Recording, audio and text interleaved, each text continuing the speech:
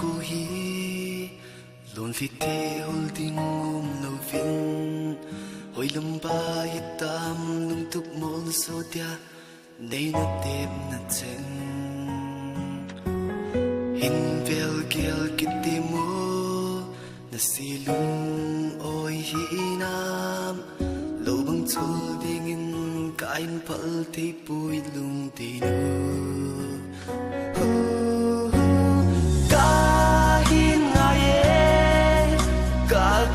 xin thấy gì boy ngọc mẹ mua nó viên hin khoa làm đằng gì cô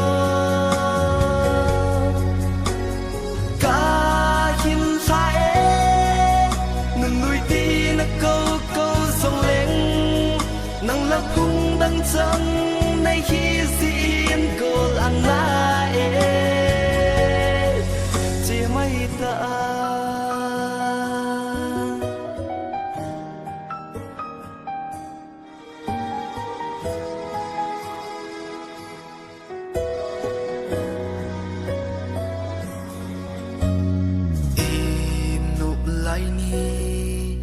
lung miên san ở hung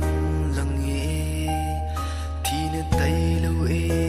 hiện dấu lần buồn tê nên tin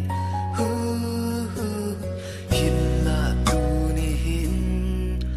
chẳng hin dây lan cái hi nói dễ vắng phát na dấu dễ nâng ngã hi hiện nên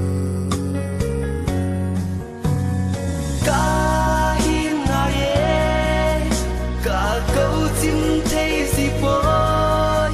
mà mẹ mua nó viên hin khoa làm đằng gì cô cả hin sai nâng nuôi đi nó câu câu sông lên nắng lấp cung đằng chân nay khi xin cô ăn lại chỉ mấy ta